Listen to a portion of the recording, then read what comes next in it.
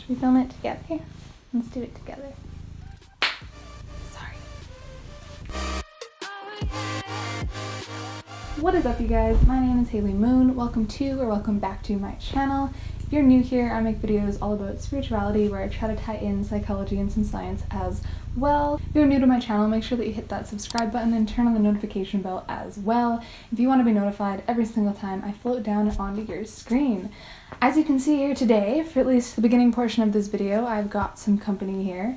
So diving straight into it, today's video is going to be all about shadow work. Now, some of you may or may not know what shadow work is or may not have heard the term, so I'll just give you a brief run through. So if you take the word shadow, it means the absence of light, or essentially like something that isn't openly visible. So when we start talking about shadow work, what we're talking about is the aspects of ourselves that are hidden or not openly visible to light. This isn't as literal as meaning specifically your subconscious mind, but it is in the same vein of idea. When somebody says that they're doing shadow work or that they're interested in working through their shadow selves, this is another common way to say it, they're generally referring to the parts of themselves that are not readily available or not readily visible. This can come down to, say, aspects of ourselves that we may not be as comfortable with. It can even be situations and experiences where we've suppressed them for whatever reason. Maybe we aren't happy with the way that we behave, maybe we're not happy with the situation that happened. Any of this type of stuff generally gets lumped into the idea of shadow work. Now you're probably thinking, okay, sick Haley, that's cool, but like, why do I care? I'll get into it. As you found your way to my channel, I'm gonna hazard a guess and say that you are starting to either be interested in or work through either magical, spiritual, or psychological development. And a huge part of this, and a huge part of being able to go through that journey in the most effective way, is being able to come to terms with who you are and what all that entails, what all you encompass as a human being. The reason for this is because by fully kind of coming to grips with who you are and working on, say, the areas you want to work on and being fully aware of the areas that you have that you may or may not want to work on, it allows you to start working through some of that baggage that you've accumulated throughout your life. It lets you start unpacking some of the emotions that you may have built up or pent up over the years. It essentially gives you the opportunity to effectively and efficiently pursue your goals and your future desires. Getting all of that baggage, getting all of that pent up emotion and coming to understand it is a huge step in the right direction towards doing that. Because you may not realize it, but things that have happened to us in our lives, and everybody has it, everybody has experiences, everybody's had, moments, but that stuff kind of sits with us. If we don't work on it and we don't fight through the areas that we may be a little bit uncomfortable with, then that's going to hinder us and it's going to hold us back from other things as we're trying to pursue them. So, how in the world, you might ask, do we do shadow work? How do we work on our emotional inner selves? It's actually not nearly as hard as you might think or as it may sound.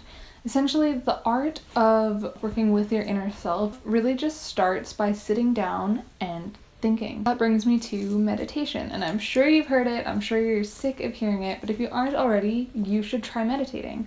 By meditating, it gives your mind a moment to simmer down, to not focus on any specific thing, and it also gives it time to process different things that it may be processing. It's a very common tactic, and it's a defense mechanism, so it's entirely normal, but it's a very common tactic for the human mind to kind of avoid things that are uncomfortable.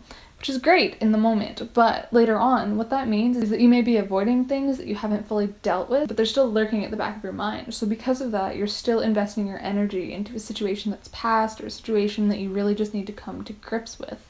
And I personally, even if you've no history with meditation, right off the bat, I don't recommend watching guided meditations. I don't recommend following a video at first. And I think the videos, the guided meditations can be incredibly, incredibly useful, and it can be great for building a habit. But I really encourage you guys, if you don't already meditate, just sit down 5 minutes in the morning and just let it go. Just sit and let it go. You'll be incredibly surprised about the different things that come to mind. You might find you're suddenly thinking of some situation that happened to you back in high school, or you might be thinking of a conversation that you had years back, or suddenly a certain friend might come to mind and you're not really sure why and why that's coming to your subconscious mind, and that's exactly the first place to start. Our subconscious mind is constantly communicating with us, but because of the nature of our conscious mind, of the part of us that's thinking and going and doing all these things from day to day, we don't always stop to listen to what it is that it's trying to say. Alternatively, what you can also do is just some soul searching. Maybe pick up journaling if that works better for you, or just take some time, maybe when you're driving to work or when you're off on a walk, and just let your mind kind of run and see where it takes you. By doing this, you're opening yourself up, you're allowing yourself to have the experience where you're able to see what sort of things are coming to mind. It's giving you the areas that you need to focus on, and it's showing you, where there might be some misalignment. It's showing you where you're not fully done digesting an experience yet. And that's exactly the idea behind shadow work, is working through those more hidden aspects of yourself and of your life. So once you've done either, again, journaling, meditating, anything like that, that gives you a starting point. And with that starting point, you can pinpoint an exact situation, exact experience, maybe a way that you responded or a certain event that happened to you that keeps kind of coming up. And you're able to take that and you're able to focus on it. Schedule out some time or set aside some time to just sit down and focus on that experience. And it might be traumatic, like this is easier said than done.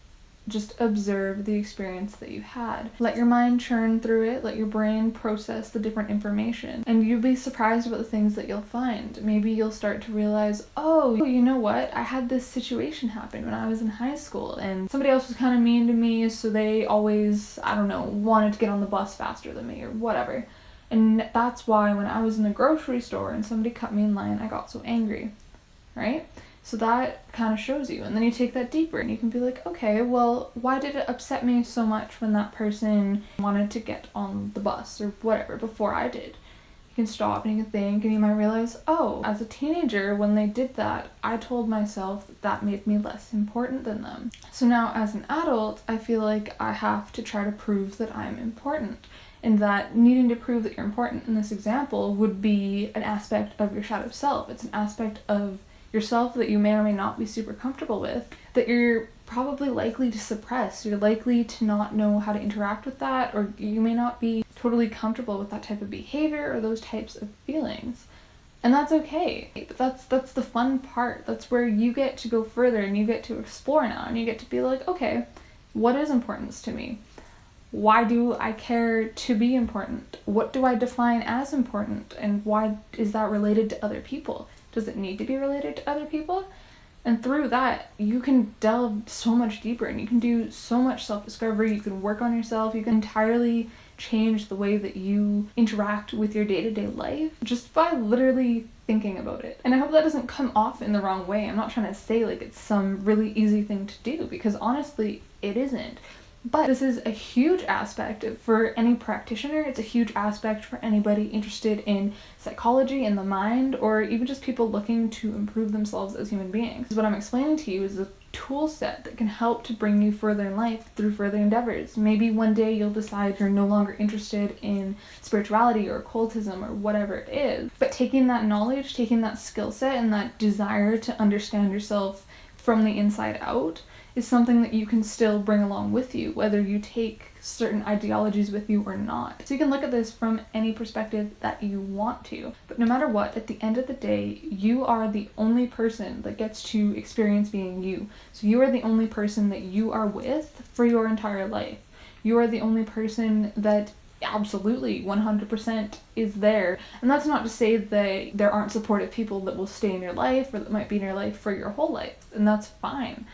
But you're the one that is orchestrating your own mind. You are the one that has the capability to change your perspective and to change your outlook on the world. So I think for that reason, no matter where you're coming from or what you're doing, it's incredibly huge to delve into things that are going to expand you as a human being and to help you be the best version of yourself, whatever that looks like for you. And for everybody that will be different, and that's okay. If there's anything that you can take from today's video, I hope it is the value of starting to know yourself. I hope that as you progress forward in life and wherever your path might take you, you take that understanding that working on knowing yourself is one of the best ways you can enhance your day-to-day experience.